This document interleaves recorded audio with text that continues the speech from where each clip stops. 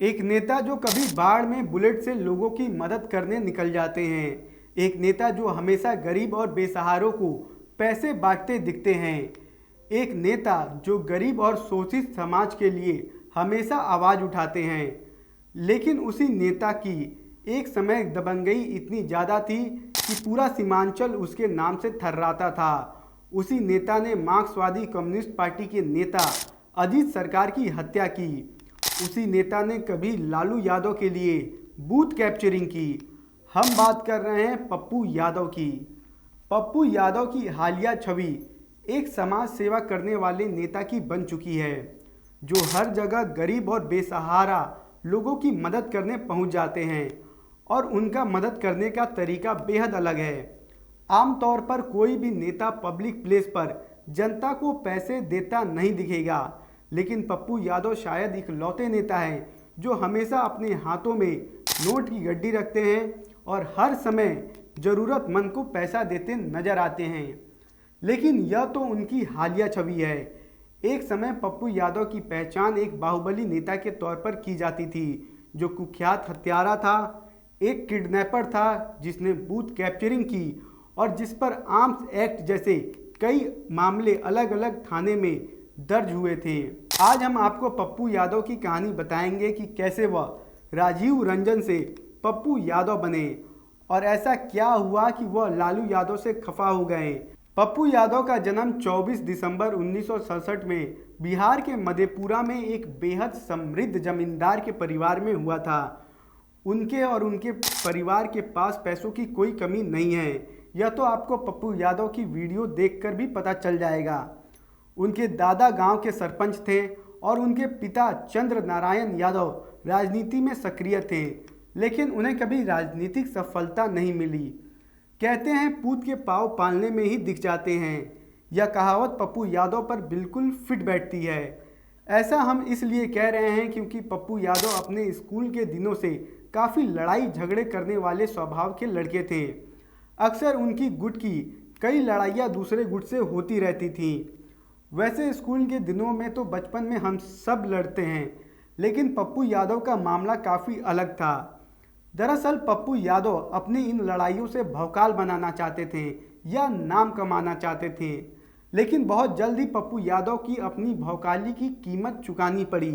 अपने स्कूल के दिनों में मारपीट की वजह से ही उन्हें काफ़ी कम उम्र में ही जेल की हवा खानी पड़ी। पर जेल जाने के वजह से पप्पू यादव अपने एरिया पूर्णिया के दबंग नेताओं के नज़र में आ गए, जिसमें से एक अर्जुन यादव थे।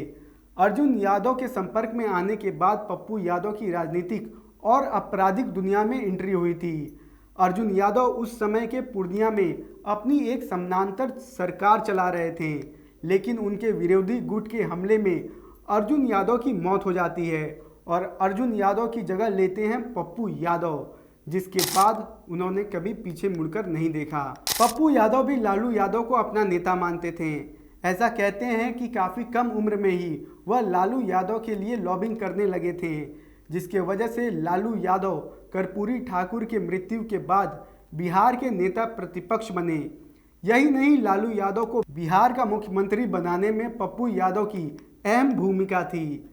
लेकिन फिर भी पप्पू यादव को आरजेडी से टिकट नहीं मिला, जिसके बाद 1990 में वह 23 साल की उम्र में निर्दलीय विधायक बने। इसके बाद 1996 और 1999 में भी वह पूर्णिया से निर्दलीय सांसद बने। 2004 में लालू यादव ने उन्हें मधेपुरा से आरजेडी का टिकट दिया और वह चौथी बार जीते। 2008 पर उन पर हत्या का आरोप साबित हो गया तो उनकी सदस्यता रद्द हो गई।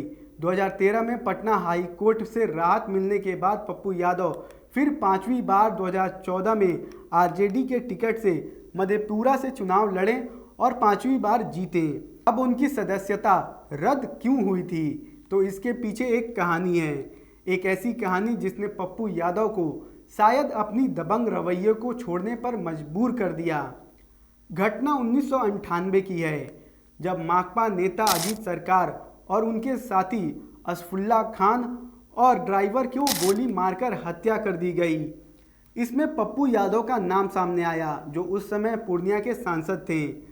मामला सीबीआई के विशेष अदालत में चला और 2008 में उन्हें राजन तिवारी अनिल यादव के साथ उम्र कैद की सजा हुई। सजा के बाद उनकी सांसद सदस्यता रद्द हो गई और उन्हें तिहाड़ जेल भेज दिया गया, जहां वे कई सालों तक बंद रहे।